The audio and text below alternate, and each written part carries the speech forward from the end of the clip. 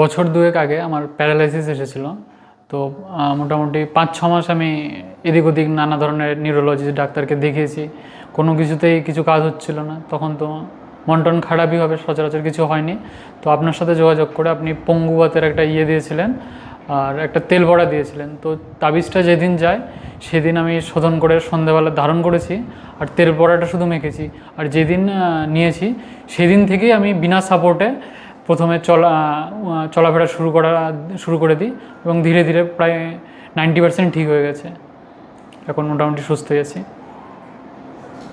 এর আগে কি মানে বিছানায় পড়েছিলেন? বিছানায় পড়ে একদম তো পড়েছিলাম না, হাঁটাচলা করতে অসুবিধা হতো, সাপোর্ট নিতে হতো, সিঁড়ি চড়তে পারতাম না কোনো কিছু। যেমন আমি দাঁড়াবো, এখন আমি এইভাবে দাঁড়াতে পারছি। তখন আমি বাড়ি গিয়েছিলাম, আমি নিজের সাপোর্টেতে উঠতে পারছিলাম না হাত দিয়ে। আমার মামা ছিল একজন বয়স্ক, মোটামুটি 40-45 বছর, উনি আমাকে ধরে উপরে উঠাচ্ছিলেন, এরকম অবস্থা হয়ে গেছিলো। তো ওই জায়গা থেকে আমি এখন সুস্থ হয়ে গেছি সম্পূর্ণভাবে।